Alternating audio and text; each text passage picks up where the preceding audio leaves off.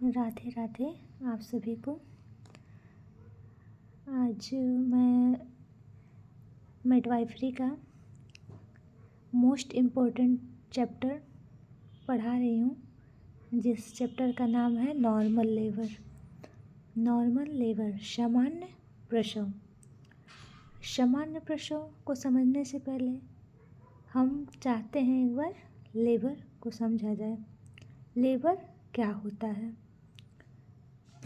Labour के बारे में विस्तार से पढ़ाने की कोशिश करती हूँ। वह प्रक्रिया जिसके द्वारा गर्भधारण का उत्पाद अर्थात गर्भस्थ शिशु का गर्भाशय गुहा यूट्राइन कैविटी से योनि मार्ग से होते हुए बाहर निकलना प्रसव कहलाता है।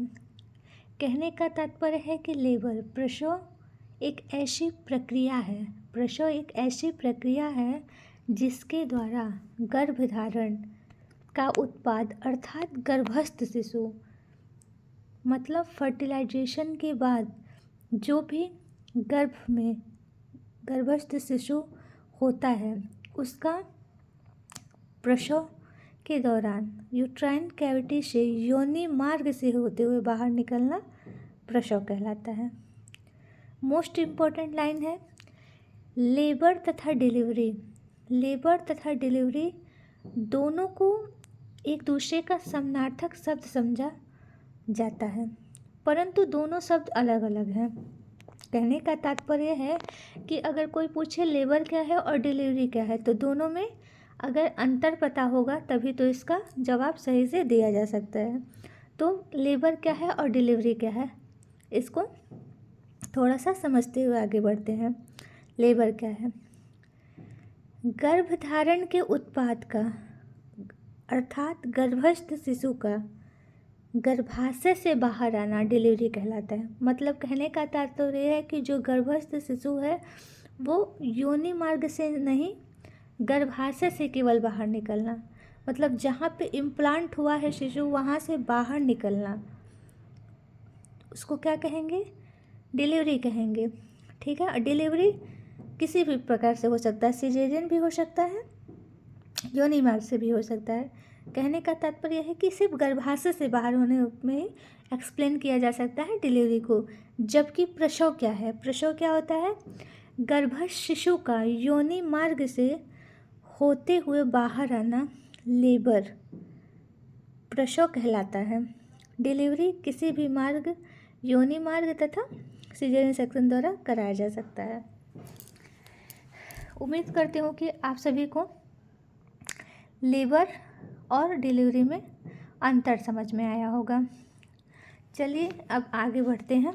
हमने पढ़ लिया नॉर्मल लेबर में लेबर प्रसव के बारे में और लेबर तथा डिलीवरी दोनों में अंतर क्या होता है उसके बारे में।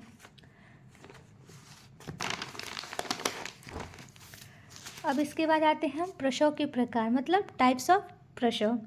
लेबर की टाइप क्या क्या होते हैं। अब इसमें देखिए प्रसव दो प्रकार का होता है। प्रसव कितने प्रकार के होते हैं? दो प्रकार के। कौन कौन से?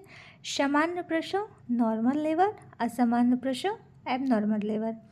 सामान्य प्रसव में क्या आता है? नॉर्मल लेबर में सामान्य प्रसव में पहला पॉइंट जो आ रहा है, मतलब सामान्य प्रसव को हम क्या कहते हैं, क्या कहा जाता है? सामान्य प्रसव को, सामान्य प्रसव को यूटोसिया भी कहते हैं। मतलब सामान्य प्रसव जो नॉर्मल लेबर है उसको यूटोसिया भी कहते हैं।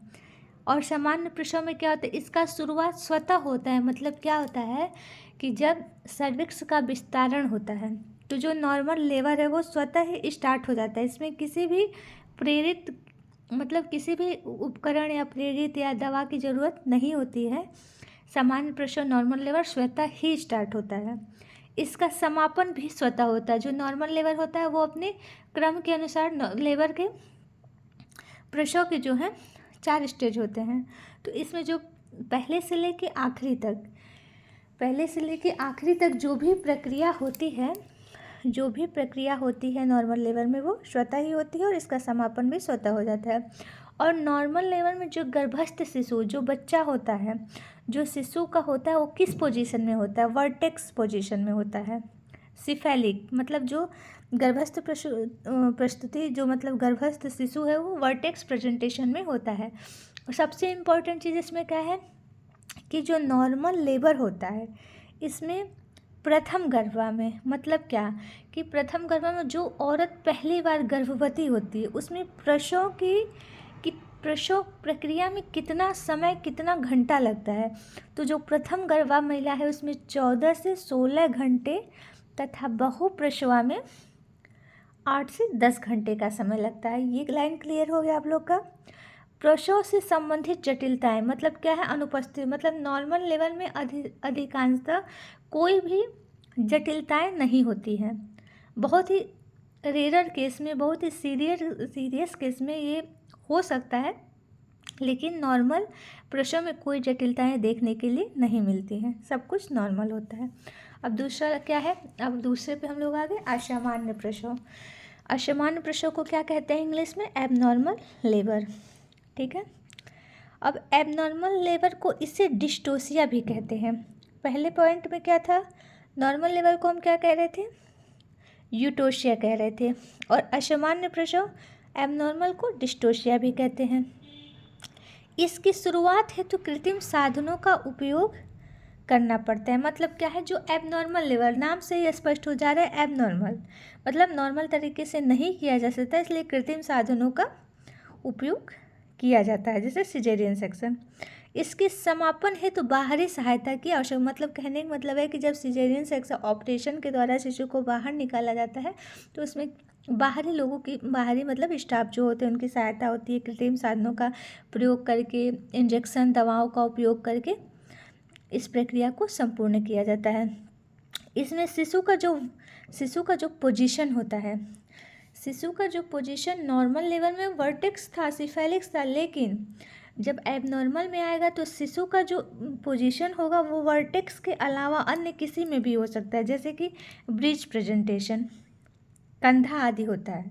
ठीक है, जैसे क्या है कि सिर जो होता है वो नीचे सिफेलिस पोजीशन में नीचे होना चाहिए, लेकिन जब भी उसके अलावा कोई और पोजीशन होता है, जैसे बच्चा टेढ़ा हुआ, ब्रिज प्रेजेंटेशन हुआ, कंधा या पैर पहले आता है, तो उसको क्या कहेंगे, मतलब ब्रिज प्रेजेंटेशन के अलावा मतलब वर्टेक्स के अलावा किसी भी पोजीशन में हो सकता है।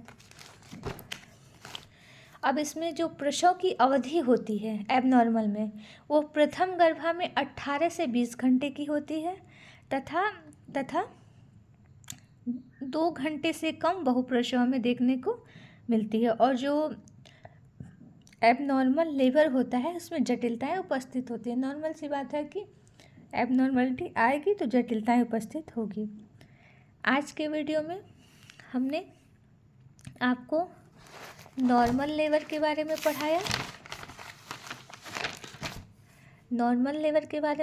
लेबर क्या है, लेबर और डिलीवरी में अंतर क्या है, लेबर के टाइप्स हमने बताए, प्रसव के प्रकार, नॉर्मल लेबर और एबनॉर्मल लेबर। ठीक है, अब कल के इसके बाद आगे हम इसके और भी जो भी पॉइंट है हम कल क्लियर करते हैं।